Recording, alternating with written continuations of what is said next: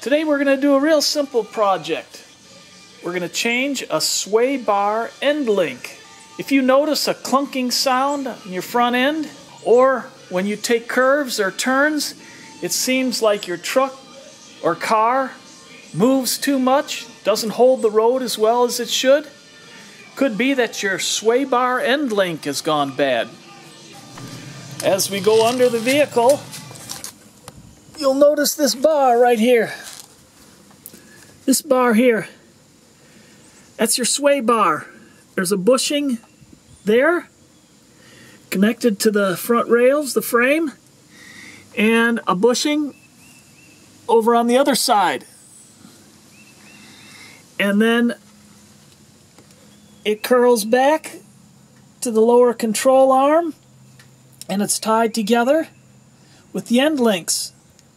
That gold rod with the blue bushings is the sway bar end link. At the top, it attaches to the sway bar, and at the bottom, it connects to the lower control arm. That one's in good condition. Let's go look at the other side. And here we are over at the other side, and can see that we've got a problem. The bushings are missing.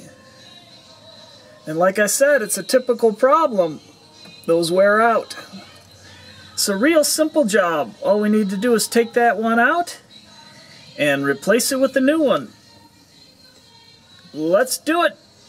Since this is on the passenger side, I'm going to start the vehicle and turn the wheel to the right. That'll give me clear access to work on that sway bar end link.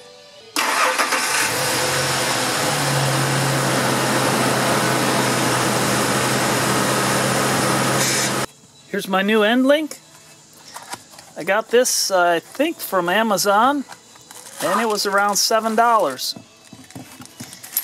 Real simple.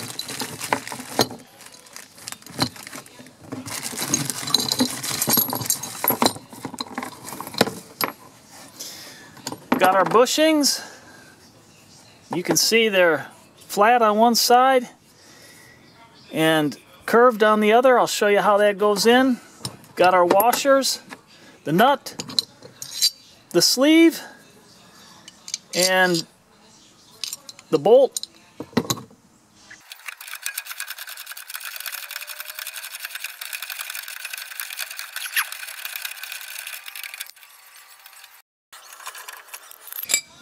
And then this end link will just slide out.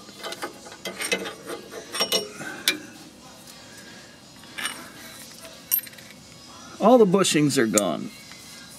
Now we just grab our new end link. First thing we put on is a washer. And then a bushing. And the bushing's going to go on this way because it sits down in that cups in there. And then the back side will sit against the washer.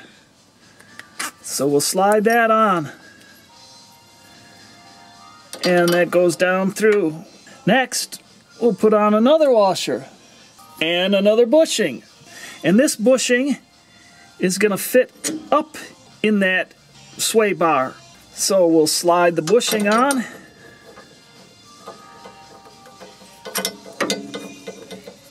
And the washer. And then our spacer. And then we'll need another washer.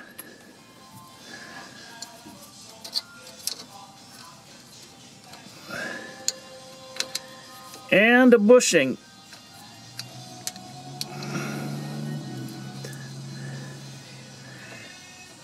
Anytime you put a washer in, the bushing, the flat side of the bushing goes against the washer. Now it's a little tight in here for me.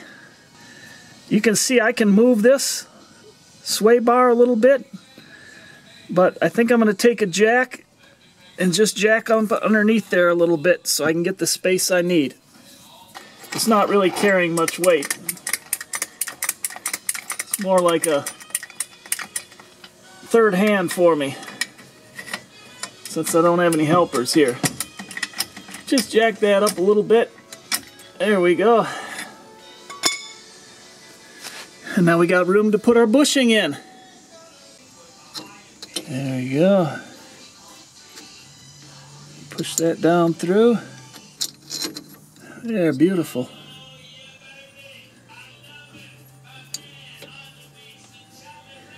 Okay, we're all lined up.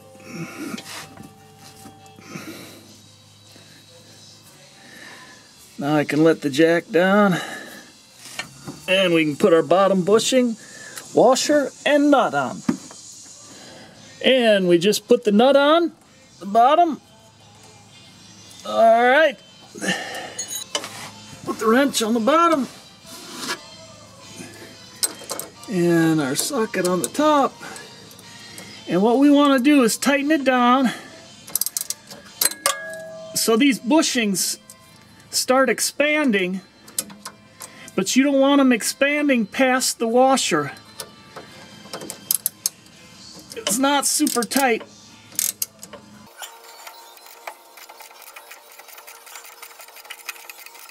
They're starting to swell now.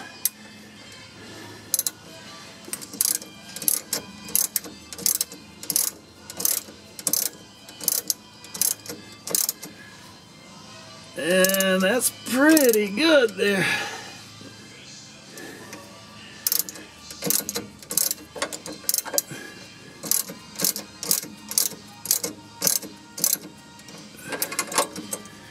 Looks good. And that's how easy it is to change a sway bar end link. If this video was a help to you, give it a thumbs up. If you haven't already, please consider subscribing. And I look forward to helping you with other projects online.